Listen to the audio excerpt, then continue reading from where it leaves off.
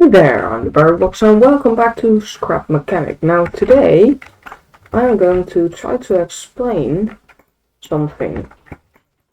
If you don't know what this is and you haven't watched the short I have uploaded recently or a week ago or something, this is a stack. If you don't know what stack is, it is a very useful component in a computer. If you don't really know what the stack does, then I'm going to quickly try to explain it to you. So let's say you have this basket of paper or whatever, and then you want to remember something for later. So you put a piece of paper on it with some writing. So let's say this one says something like hi or something.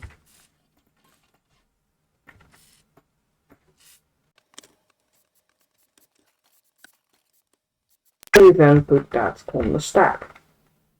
And then let's say you want to remember something else, because there's another task you need to do or something. So then you put some more data on it.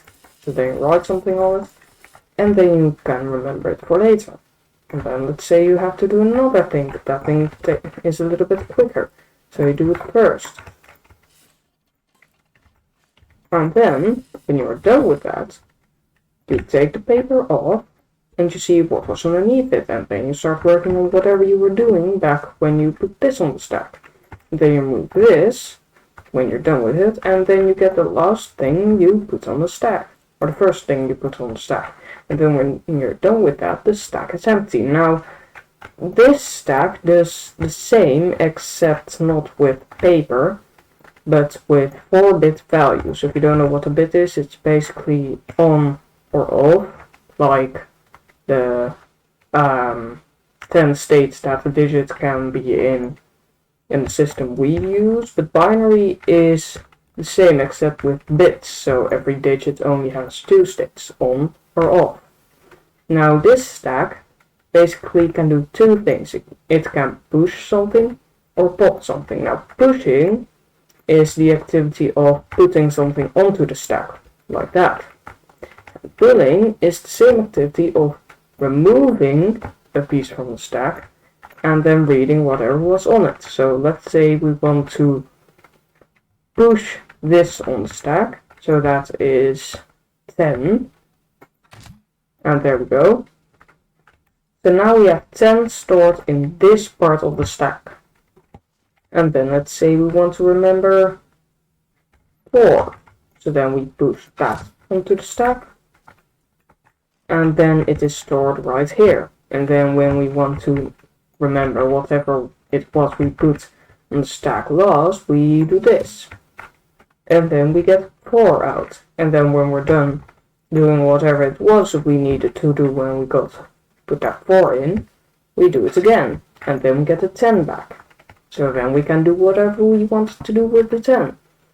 Now, the reason why that is so useful in computers is, for example, if you want to do a subroutine, which basically means you do one piece of code and then there's a command that makes you do another piece of code. And this horrible representation, but just imagine this for a second. So then you have the primary piece of code. So then you do all this, and then there's halfway there is this point where you are supposed to do something else. So then you go over here and you push the program address wherever you were when you went to the subroutine, and you push that onto the stack, and then you do whatever it was that it was stored onto the computer or whatever, and then you go back to wherever you were before. And the reason you can do that is because you can then pop whatever you stored on the stack off, and then you have the data back of the line you were on. So then you can go back to whatever place you were. Now you might think that is just useless because you can just put this in the end and say, hey, jump to whatever address you were on. Let's say you need to jump to the subroutine at address 10, and then you go to the subroutine, and then you can just make the subroutine say, hey, go back to address 10, then go back to address 10 and continue. But that doesn't work if the same subroutine is called from multiple points. Because, for example, if we do the same subroutine here and here, it won't be useful to be told to go back to address 10 if you were originally on address 14. So that is why the stack is really important in computers. Now, the way this thing works is a little bit slow, so I would like people to fix it if they can. But basically, when I push something onto the stack, like this, first a signal goes to this thing, which then activates every single one of these XOR registers, which basically store data temporarily. Then, if you want to, then it increments this counter here, which I totally didn't steal from CM4's timer memory, totally didn't. Actually, I did. I just modified it a bit so that it's called decrement instead of purely incrementing. Anyways, so after incrementing, it just does nothing because it has already stored whatever it was it wanted to store. Then when you do pop, like this, it then sends a signal to the counter to decrement, so go to the previous register, and then read whatever was on there. So in this case, that was A1. And then that gets sent over here and stored.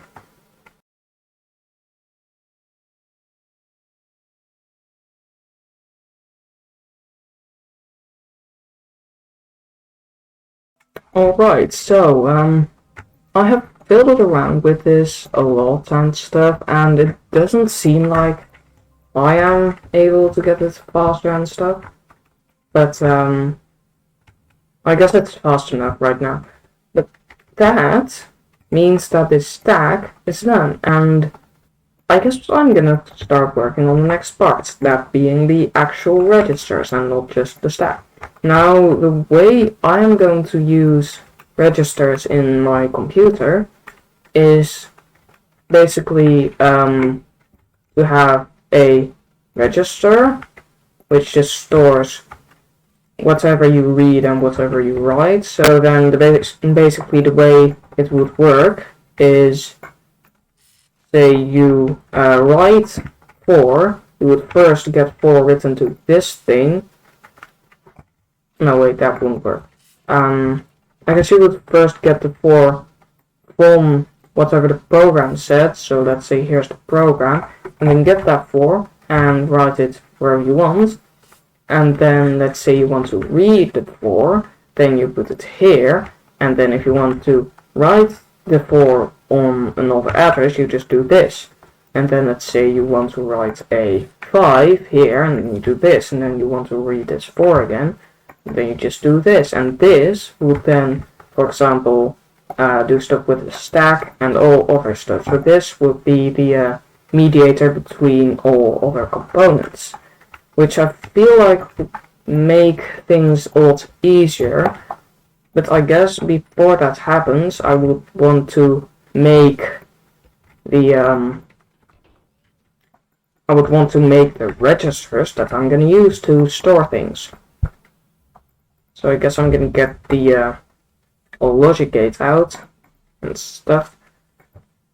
And I feel like it's going to be quite easy actually, because I have an XOR memory bank here, so then I can just do this and save this as 4 XOR, so then it's just really easy to copy that, so I can do things really easily with it.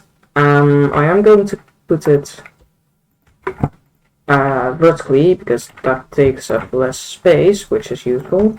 So there we go. Again, it's going to be a 4-bit computer. I don't think I said that before.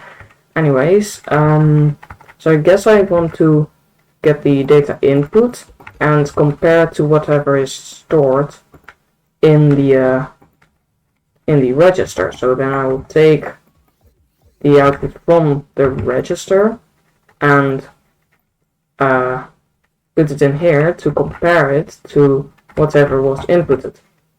Now what I'm also going to do is add an AND gate up here to basically check if it is allowed to change things. So if this is indeed the register that is selected, and then if that is the case, it then gets sent into all three of these logic gates to toggle the extra memory, which basically means if there's a difference in what is supposed to be here and is here, I'm going to toggle it so there is no difference anymore, which is really easy way to make extra memory work. So here's the thing that checks if it is even allowed to do things, but I guess I could also use that for the data input. No, never mind, I can't do that because the hold on, there we go. The data can't then get compared to whatever is already stored. So now this should in theory make a functioning storage device. So then there is the write button, and then here are the write switches. So then connect those. That should work, and then let's say we want to write this into the register. You can see it notices a difference between what's stored here and what it gets inputted, and then when you press the button it should switch. Now the ultimate test is to then do this, which it does. So this works. Now the only other thing I want to do is get an output, so it also outputs things when it's allowed to. Let me get up. Yeah, there we go. So that is not supposed to happen. I don't want to delete that. Also that is different. There we go. Let me just connect all this up again. And then this is going to be the output, which means we want to get whatever is stored there out there. And that works now. So this should be a properly working thing. I am going to paint it to make sure that I know what the things are. So there we go. So we have input and output. Now the only other thing I want to do is make sure that the output only happens when the register is selected. So I'm just gonna turn that button into a logic gate and then just do this. So then let's say I want to input something and then output it. So then just gonna connect this again. And then let's say I want to write 10. I'm gonna write it. So then there's 10. And then if I want to read it, it should then get read. Yeah, only problem being that it then triggers it again, which I don't want. So I guess this is going to have to be two separate logic gates so that it doesn't clear whatever is actually stored there, which will be nice. So then this should function properly. Let's write 10 and let's read, which means we get a pulse of whatever was there, which isn't optimal, I'm aware of that, but I guess it's good enough. Anyways, I can then just copy this entire thing, call it, let's say, XOR register for bit, also SC-1 XOR. So then if I search for SC-1, I get this, this, and this. So this is the register. Well done. Now let's see if I have a 4-bit D. No. Oh. D. No, I don't have it. That's sad. Hold on. I can use my stack, a similar module to stack, which will which is this.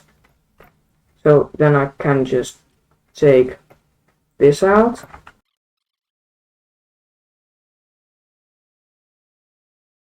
And then we are left with this, which is a 3-bit demultiplexer with a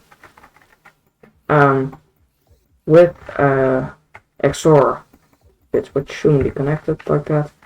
So then, wait, yeah. So then this should be connected like that. Yeah, and then I'm going to copy this, named, and then I'm going to remove this. And then what's left is the absolute pain of having to connect all those things, and add a couple of these. So then, like that, XOR, paint as well, because organization and stuff. And then I guess I'm going to have to add some more logic gates, but I do want them to be lined up. Which now, I think that part is done. So now, let's say I want to write something to memory. Hold on, I have a better idea. I'm just going to build another comparator here. Really easy, just XOR gates to check for a difference between the input and the currently stored value. That isn't supposed to happen. There, there, there, there, and then hold on. You can do this, so then it's only just that at some point, I don't know what point, but sure. That isn't supposed to happen either, whatever you want, and there we go. Just remember that I have to connect all of that too. So this is now connected, and then this should go to all of these.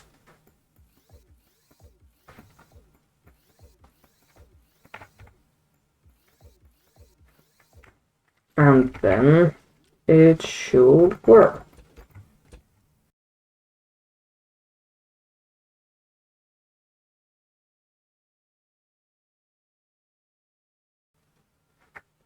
Alright, I have no idea what's going on. Are any of these accidentally connected into there? No. Well, I guess you'll have to watch the next episode to find out. Oh, just kidding.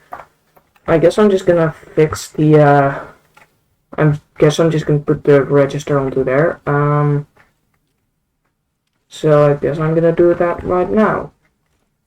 There we go, and I'm just weld it straight on here. And then I'm also gonna want some gates in the front here. So then, like, the input connection